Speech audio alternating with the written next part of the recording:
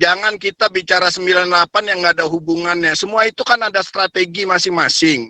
Mengapa Amerika itu di Afghanistan sempat mentraining si Al-Qaeda itu Osama bin Laden? Itu kan ada strategi mereka. Tapi begitu Osama...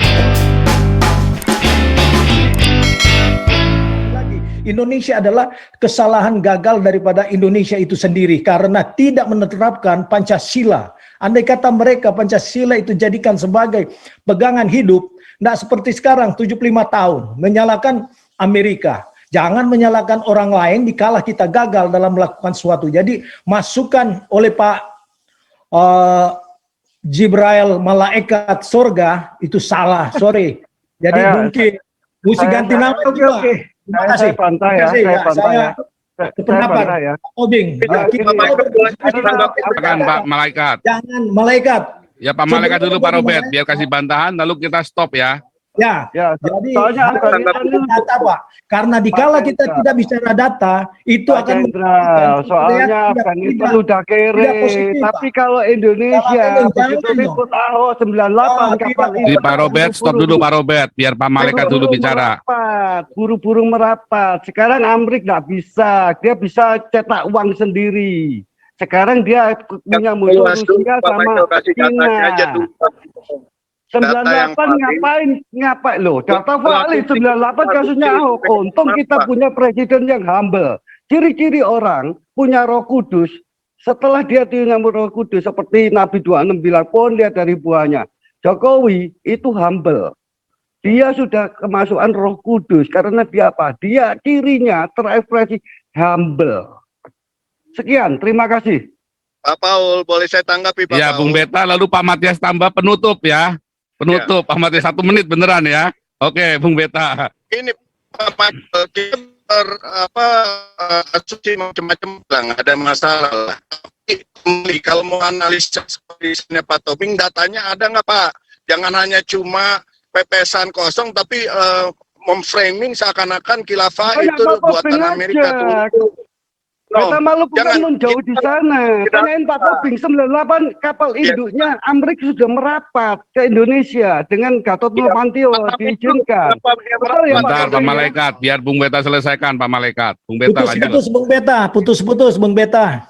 Oke. Bung Beta pindah posisi dulu, merapat dulu kapal induknya ke Papua. Baik, jangan disanggah dulu ya, biar saya selesai bicara dulu ya, biar enak. Jadi kalau kita mau berasumsi datanya harus jelas dulu. Jangan kita bicara 98 yang nggak ada hubungannya. Semua itu kan ada strategi masing-masing. Mengapa Amerika itu di Afghanistan sempat mentraining si Al-Qaeda itu Osama bin Laden? Itu kan ada strategi mereka. Tapi begitu Osama melawan, kan disikat sama Amerika. Kepentingan Amerika waktu dibom ditabrakan itu Twin Tower. Nah, jangan kita ambil singkat-singkat terus seakan-akan Amerika juga yang di belakang khilafah Indonesia. Jangan, kita lihat dulu. Datanya ada, dan kita fitnah, jangan asumsi.